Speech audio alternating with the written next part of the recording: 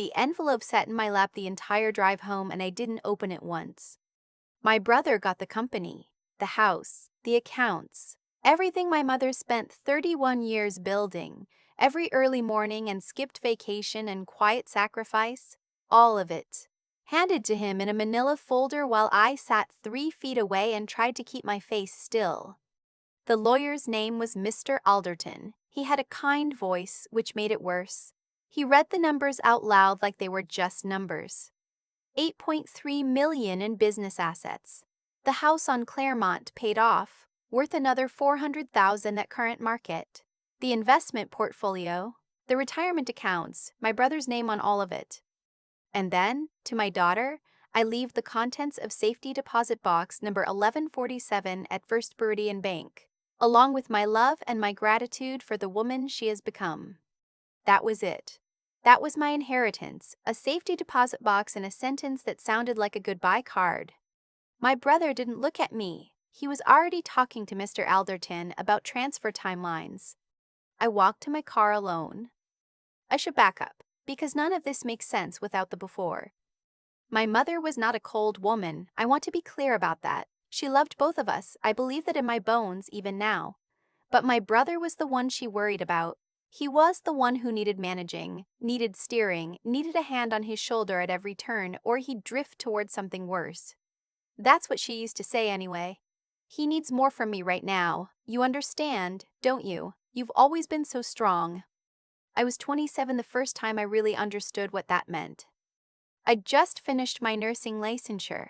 3 years of school, 2 jobs at the same time, a shared apartment with 2 other women where I slept on a pull-out sofa for 14 months. My mother came to my pinning ceremony. She cried. She hugged me and said she was so proud. Then, at dinner that night, she told me she'd co-signed a loan so my brother could open a restaurant. He was 24. He'd never worked in food service. The restaurant was called Callaway's, our last name, and it lasted 11 months before it closed with a $190,000 in debt that my mother quietly absorbed. She never told me how much it cost her. I found out 3 years later when I helped her organize some files and saw the paperwork. She didn't explain. She just said, "He's learning. Everyone needs room to learn." I didn't fight her on it. What would have been the point? He was her project. I was her pride. Those are 2 different things, and only one of them comes with financial backing. So I built my own life, slowly, carefully, the way you do when you know no one is catching you if you fall. I worked nights for 2 years to pay off my student loans. I rented a small apartment in a decent neighborhood and furnished it piece by piece from estate sales. I saved. I made my own room to learn on my own dime with no one's name co-signed on anything. My mother and I were close, despite all of it. We talked on the phone almost every Sunday. She visited twice a year. She knew my friends, knew my schedule, knew the name of the difficult patient I'd mentioned the month before. She was present in my life in the ways that mattered. I loved her. I still love her. That part isn't complicated. What's complicated is what happened after. She died in March. Ovarian cancer, 14 months from diagnosis to the end. I took a leave of absence from work and stayed with her for the last 6 weeks. I was the one who managed her medications, talked to her oncologist, sat with her at 3 in the morning when the pain was bad and the house was too quiet. My brother visited 4 times. Total, he lived 40 minutes away. I'm not saying that to be cruel. I'm saying it because it matters to what came next. The will reading was 2 weeks after the funeral. My brother had been calling me every few days, which was unusual. He and I had never been close, not really, not in the way that siblings sometimes are when the gap isn't too wide. We were cordial, distant, the kind of relationship where you know someone's general life but not the details of it. He kept saying things like, "Mom always wanted us to handle this together, and I think we should approach this as a team." I didn't know what he was talking about. I figured he was grieving and wanted company. I was wrong about that. We sat in Mr. Alderton's office. Dark wood paneling, a window overlooking a parking lot, a tray of water glasses no one touched. My brother sat next to me but angled slightly away, the way people do when they already know something you don't. Mr. Alderton read the will. It took about 12 minutes. At the end of it, my brother exhaled like he'd been holding his breath since March. I sat very still. My hands were in my lap. I was thinking about the drive over, how the sky had been that specific gray that comes before rain. But the rain never actually came, and I'd thought, that's something. I was thinking about anything except what had just been read to me. Safety deposit box number 1147. Mr. Alderton slid a small envelope across the desk. Inside was a key. My brother reached over and put his hand on my arm. He said, "I know this isn't what you expected, but Mom always said you were the one who didn't need help. She trusted you to figure things out on your own." I looked at his hand on my arm. I said, "I'm going to head out." He started to say something else. I was already standing. I didn't open the key envelope until I got home. I set it on my kitchen counter and made coffee and stood at the window for a while looking at the parking lot below. My neighbor's kid was drawing on the sidewalk with chalk. Big looping letters I couldn't read from up there. I thought about calling someone, my best friend, my aunt on my father's side, who I hadn't spoken to in years but who had sent a card when my mother died that said she talked about you all the time. She was so proud. I didn't call anyone, I just stood there until the coffee was done. Then I picked up the key. The tag on it said, First Meridian Bank, Box 1147, ask for Pauline. That was strange, a name. Not just a box number, but a specific person. I went the next morning. First Meridian was a small branch about 10 minutes from my mother's house, the house that was now my brother's house. I'd passed it 100 times without thinking about it. I asked for Pauline at the front desk. The woman at the counter looked at me for a moment, then picked up the phone. 30 seconds later, a woman in her 50s came out from a back office. She had reading glasses pushed up on her head, and she looked at me the way people look at you when they've been waiting for you to arrive. She said, "You must be Cecelia." I said I was. She said, "Your mother told me you'd come eventually." She said, "Probably not right away." She said you'd need a day or two to be angry first. I didn't know what to say to that.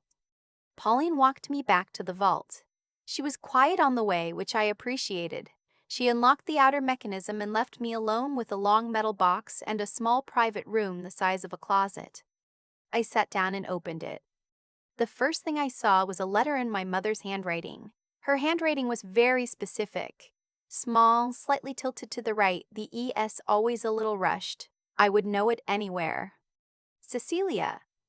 If you're reading this, then I'm gone, and you've just come from the most confusing afternoon of your life.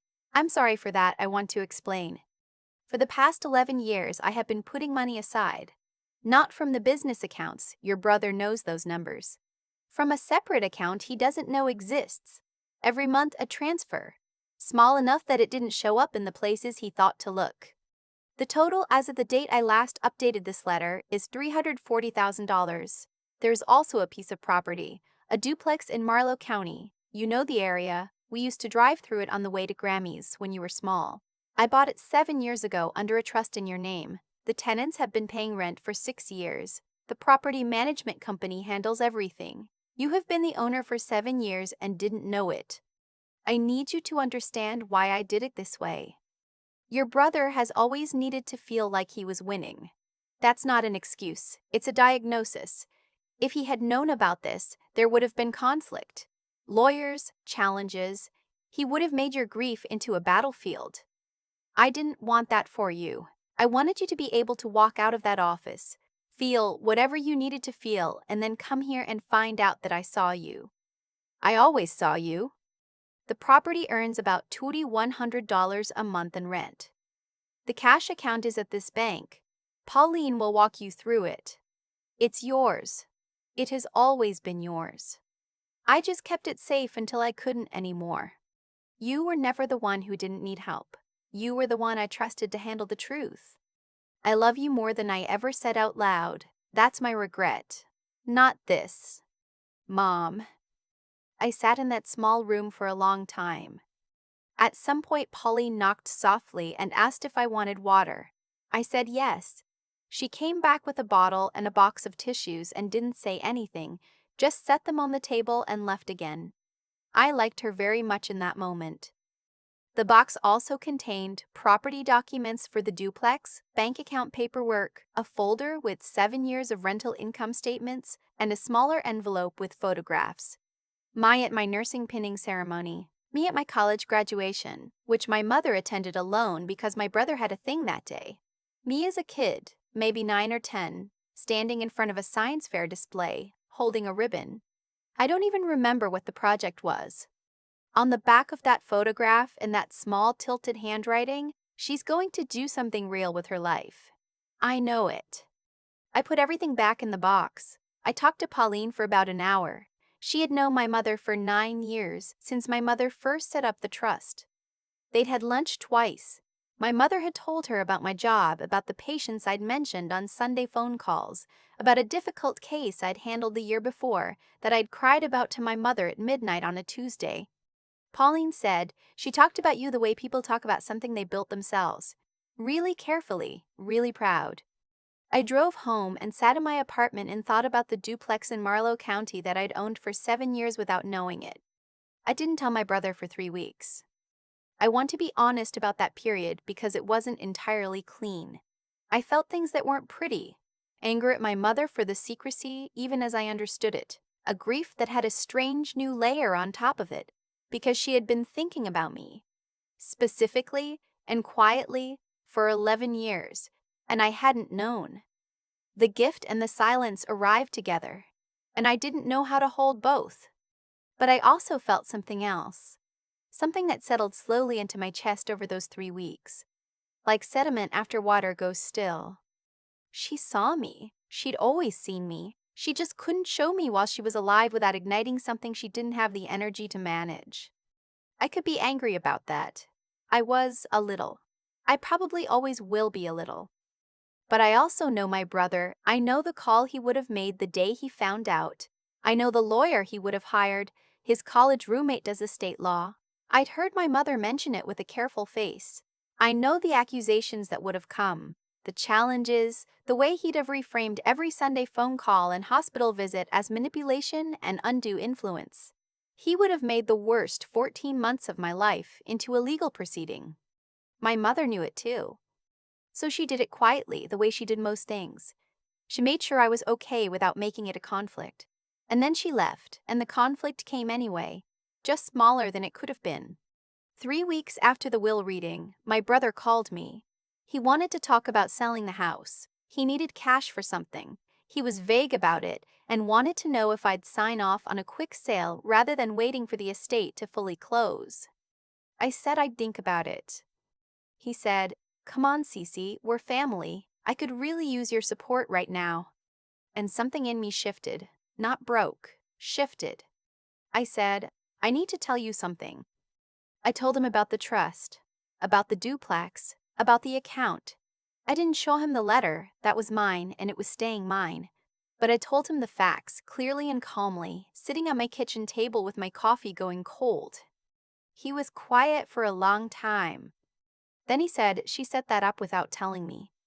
I said, "Yes." He said, "That's not fair." I said, "I know you believe that."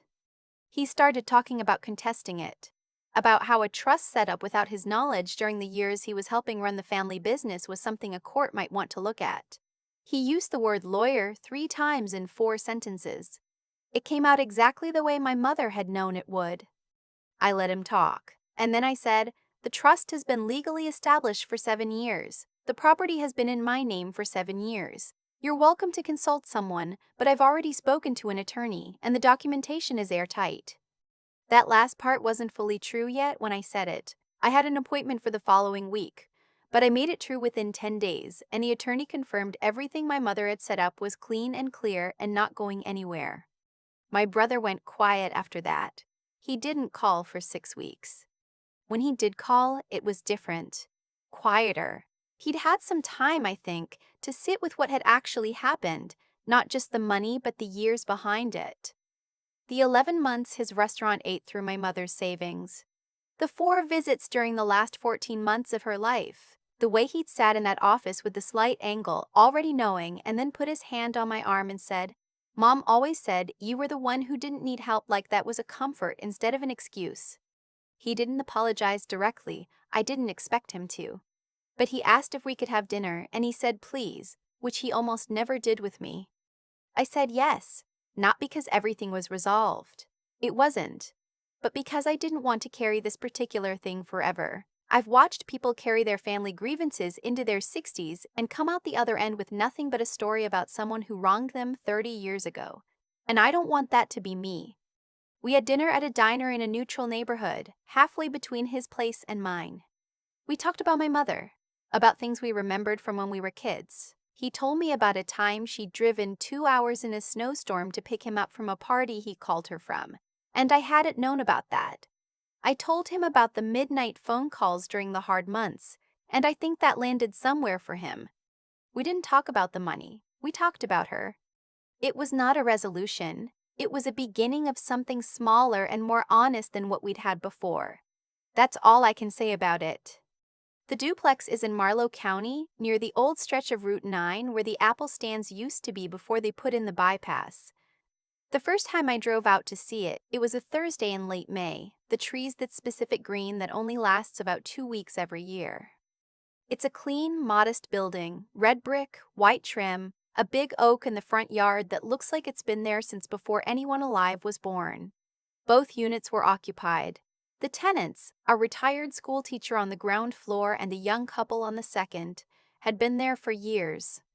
The property manager met me there. He shook my hand and said, "Your mother was a good client." Very clear about what she wanted.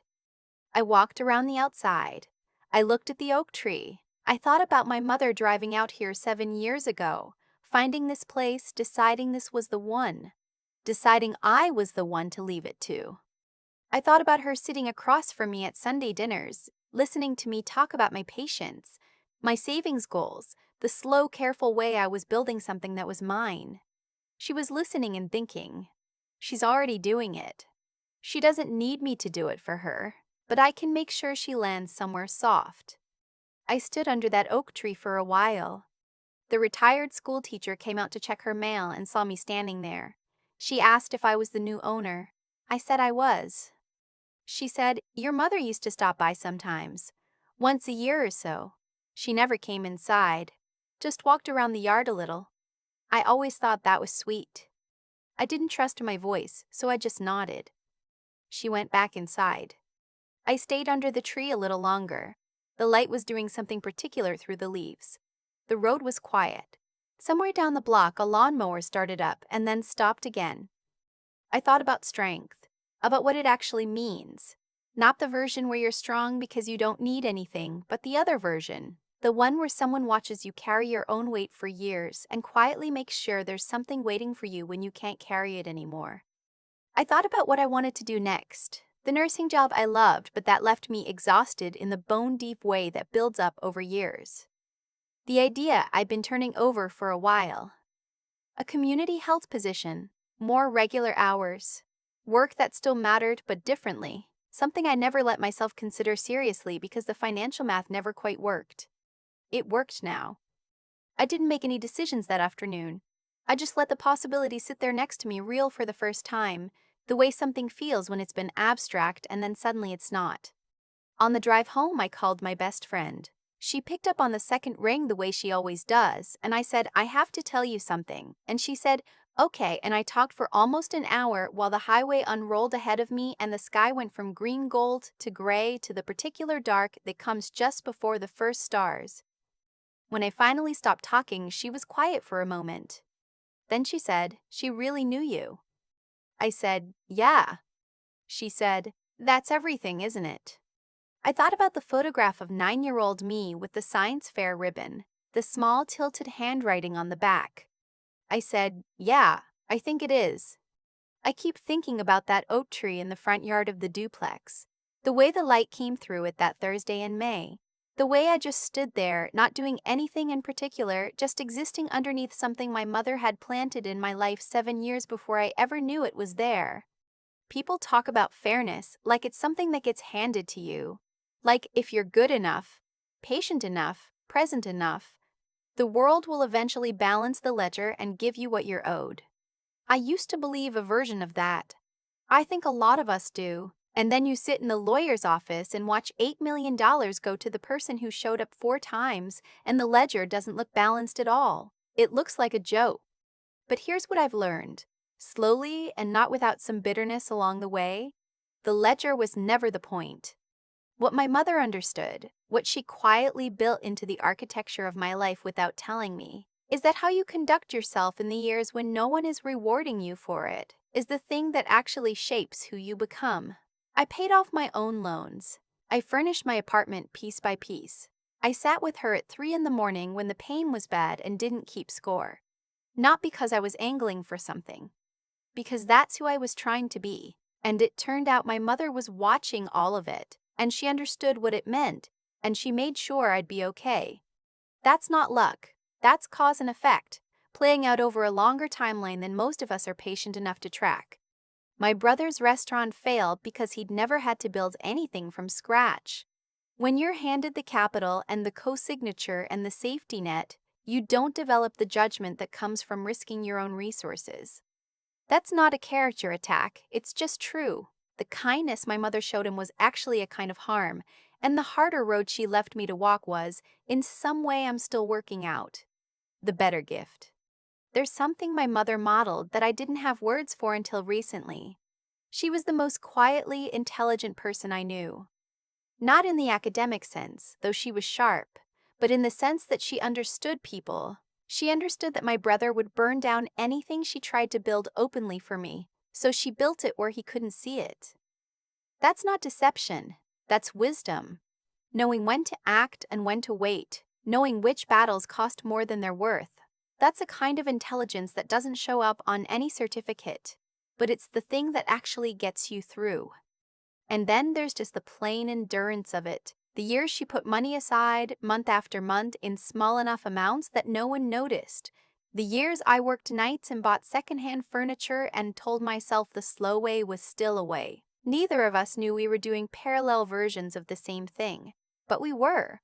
We were both just keeping our heads down and building, because neither of us knew any other way to be. I don't know what the retired school teacher downstairs thought when she saw me standing under that oak tree for so long, but I think my mother would have understood it. She always did.